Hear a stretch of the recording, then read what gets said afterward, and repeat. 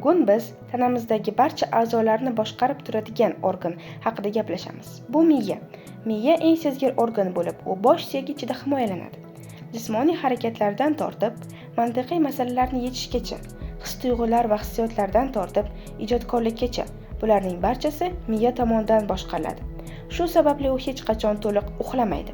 Miya 3 ta asosiy qismga bo'linadi. Katta miya, kichik miya va miya ustuni. Katta miya miyaning eng katta qismi bo'lib, u yana o'ng va chap yarim sharlarga, hemisferalarga bo'linadi. Har bir yarim shar 4 ta bo'lakdan iborat. Peshona bo'lagi, tepa bo'lagi, ensa bo'lagi, chakka bo'lagi. Har bir bo'lak turli vazifalarni bajaradi. Kichik miya harakat va muvofiqlashtirish uchun javob beradi. U muvozanatni saqlashga yordam beradi va yiqilib ketishni oldini oladi.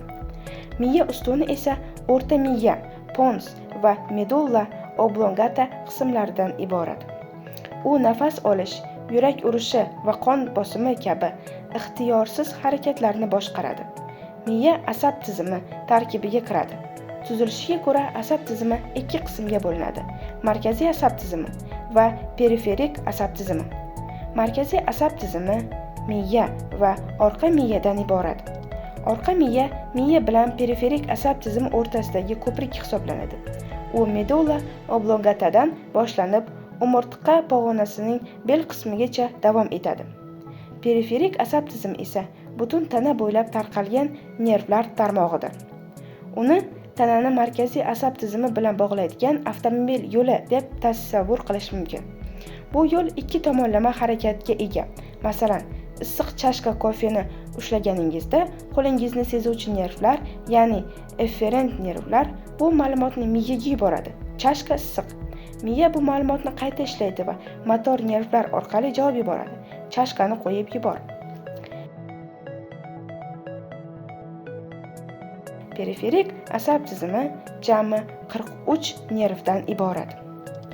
12 tasi miyadan chiqadi. Bosh miya nervlari. 31 tasi orqa miyadan chiqadi. Orqa miya nervlari. Bu yerda neyron so'zi ishlatiladi. Neyron asab tizimining asosiy birligi. U miyaga elektr signallarni uzatuvchi nerv hujayrasidir. Neyron 3 qismdan iborat: dendritlar, soma va akson. Dendritlar kiruvchi signallarni qabul qiladigan qism, ya'ni boshqa nerv hujayralaridan ma'lumot oladi. Soma hujayra tanasi ichida yadro joylashgan. Akson esa chiqish qismi bo'lib, elektr signallari boshqa neyronlarga uzatiladi.